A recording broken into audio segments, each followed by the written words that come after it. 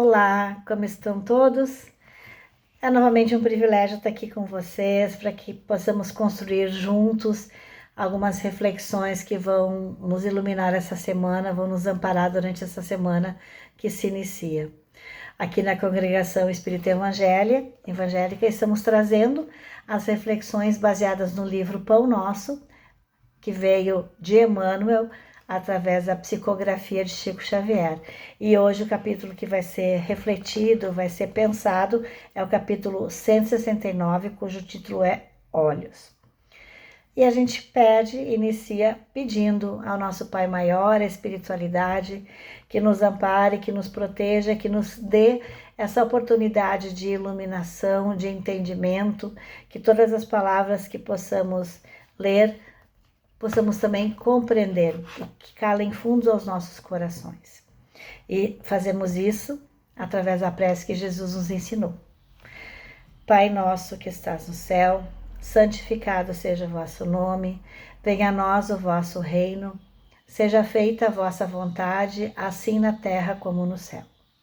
O pão nosso de cada dia nos dai hoje.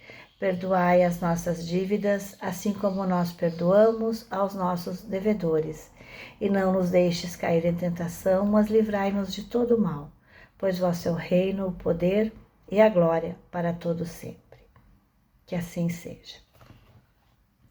Então, como já dito, agradeçamos realmente ao privilégio de poder iniciar a semana com reflexões. E agradeço a oportunidade também de chegar a cada casa, a cada lar e principalmente a cada coração, trazendo e construindo juntos essas reflexões que nos são propostas. Esse capítulo 169 do livro Pão Nosso, cujo título é Olhos, começa com um trechinho, uma frase muito curta, da segunda carta de Pedro. A frase diz o seguinte: eles têm os olhos cheios de adultério.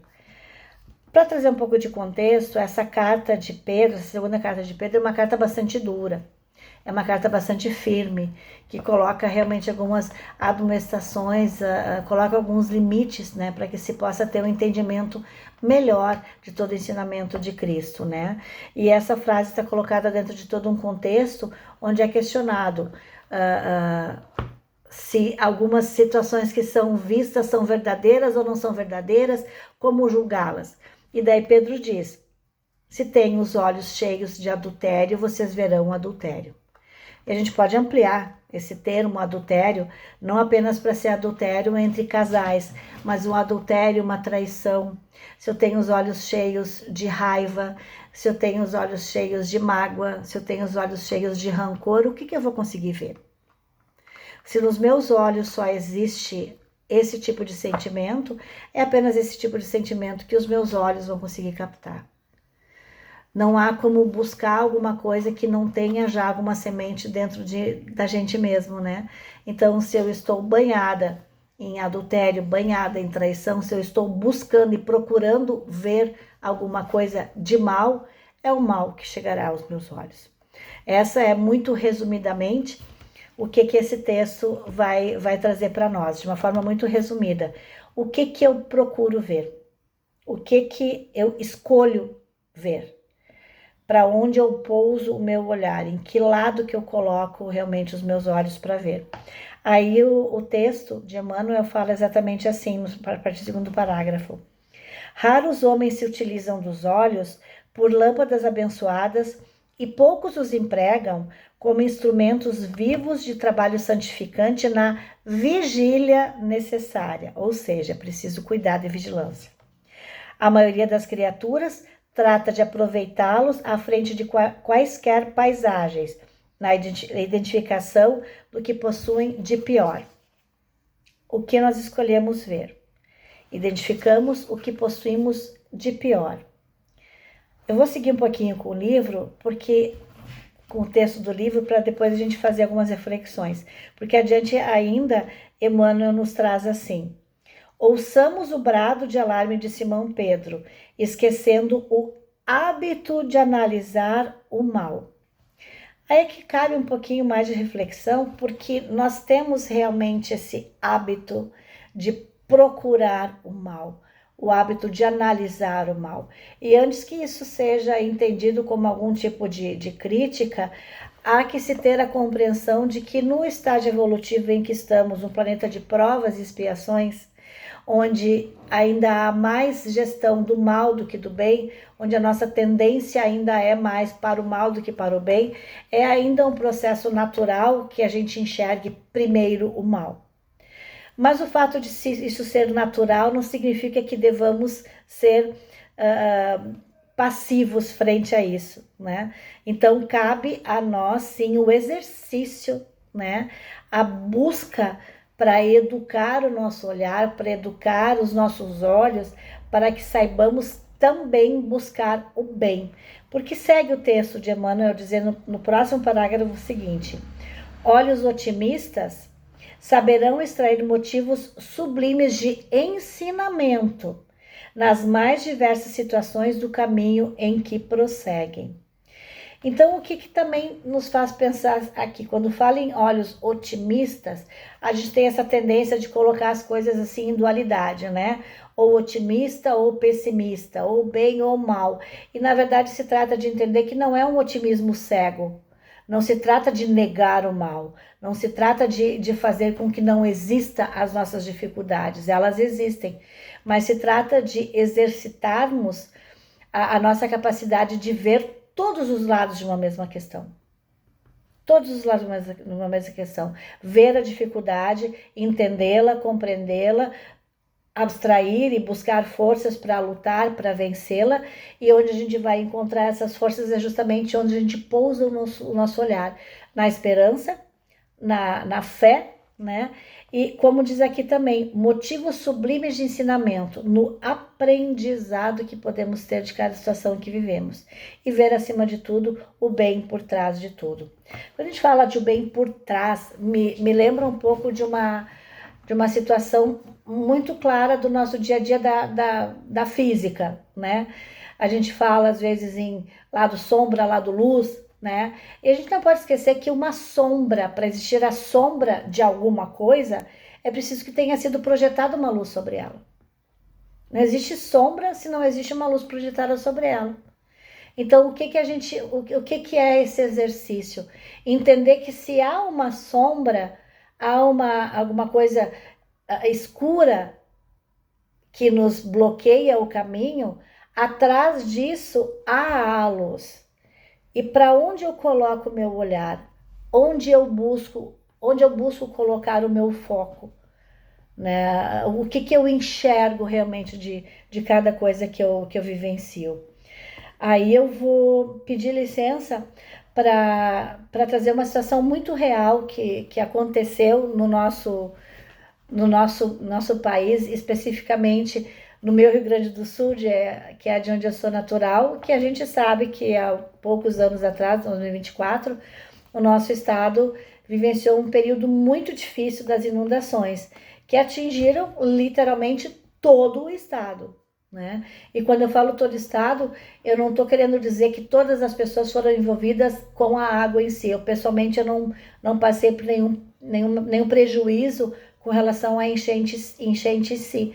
Mas não há quem seja do nosso estado e mesmo do Brasil que não tenha se sensibilizado de alguma forma ou que não tenha arregaçado as suas mangas para fazer alguma coisa para auxiliar.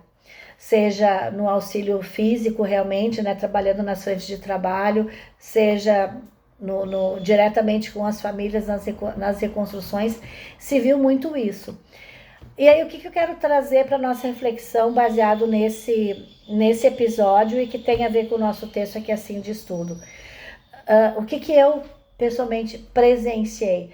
Pessoas que chegaram aos locais de acolhimento que tinham perdido absolutamente tudo, não tinham onde dormir, estavam com a roupa do corpo, apenas.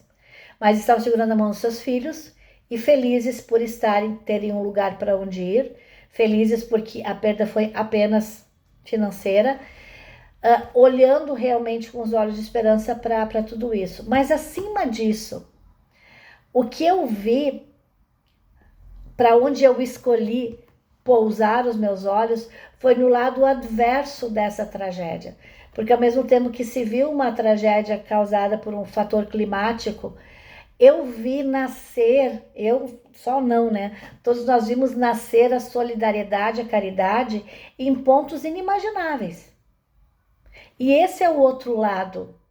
Esse é o outro lado, é o lado luz dessa sombra toda. Aconteceram coisas inimagináveis em relação à tragédia, mas aconteceram coisas inimagináveis com relação à solidariedade, à ajuda e auxílio à bondade que nasceu. Vimos pessoas que nunca tinham estendido a mão, enfim, se sensibilizar e dar da roupa do seu corpo para o outro. Então, ver o que pode se nascer de uma situação adversa, isso é para onde eu escolho olhar. A gente pode escolher não olhar para a tragédia, mas sim escolher do que dela adveio, né? O nascimento de uma solidariedade no coração de tantos. Esse é o ponto de para onde eu quero realmente olhar, né? Para onde eu quero ver. E isso para mim pessoalmente foi algo muito muito tocante, muito importante e uma grande lição, e para todos, né? Vivemos aí ainda resquícios, né? Rescaldos desse processo, mas a gente vê ainda esse nascimento, esse crescimento dessa sensação de solidariedade. E assim como essa situação aqui no nosso sul, a gente vê tantas outras, né? Quando a gente passa por um processo de doença, a gente se lembra de recorrer ao nosso Pai, recorrer à espiritualidade e pedir ajuda. Então, para onde eu coloco o meu olhar? Para onde eu foco o meu pensamento? Para onde eu foco a minha energia? Aí, já para ir para o nosso encerramento, eu queria trazer, que eu acho que tem tudo a ver, né? Um texto do Evangelho, uma passagem do Evangelho de Jesus, que tem relação justamente a Pedro, né? Que Pedro é o autor dessa frase do início da carta, tem relação com Pedro e com Jesus. E é uma passagem do Evangelho que é muito interessante. A gente passa a ler a primeira vez, a segunda, e lá na 15ª que a gente começa a perceber talvez a profundidade dela, pelo menos foi assim comigo. Se trata da passagem onde Jesus anda sobre as águas. E para contextualizar, para colocar um pouquinho, então, os apóstolos já estavam num barco, né, no Mar da Galileia, acho que era no Mar da Galileia, salvo engano, e Jesus estava na margem do mar. E Jesus foi até o barco dos apóstolos caminhando sobre as águas. Um feito estrondoso, né, um feito de um ser sublime realmente. E Pedro, vendo aquilo, pede para Jesus: também quero ir até o Senhor. E Jesus diz: pois venha. E Pedro começa a andar sobre as águas. E o interessante está nisso agora. Pedro começa a andar sobre as águas e consegue. Ele está andando sobre as águas. O que acontece de interessante nessa passagem do Evangelho? O que nos é contado? Enquanto Pedro está andando sobre as águas com os olhos fixos em Jesus, ele está andando sobre as águas. Ele tem consciência que existe um mar abaixo dos seus pés, mas ele tem os seus olhos fixos em Jesus. Ou seja, ele tem os seus olhos fixos no seu Salvador, no seu Mestre, naquele que lhe inspira a fé e a esperança. E ele caminha sobre as águas. Quando ele baixa os olhos e olha para o mar, ele se perde e cai. Então, onde nós estamos colocando o nosso olhar? De novo, para reforçar, Pedro sabe das dificuldades, Pedro sabe que tem um mar abaixo dos seus pés, mas ele, enquanto ele mantém os olhos fixos no Senhor, nosso Senhor Jesus, ele consegue superar essas dificuldades. Quando ele perde o foco, quando ele tira os olhos de Jesus e volta os olhos para a dificuldade, ele afunda e se vai, quase se vai. Então esse é o pensamento e é onde o Evangelho realmente nos traz para esse texto e para essa frase. Onde eu coloco o meu olhar, o que eu estou escolhendo ver. Aqui, ponto, o meu foco permanece.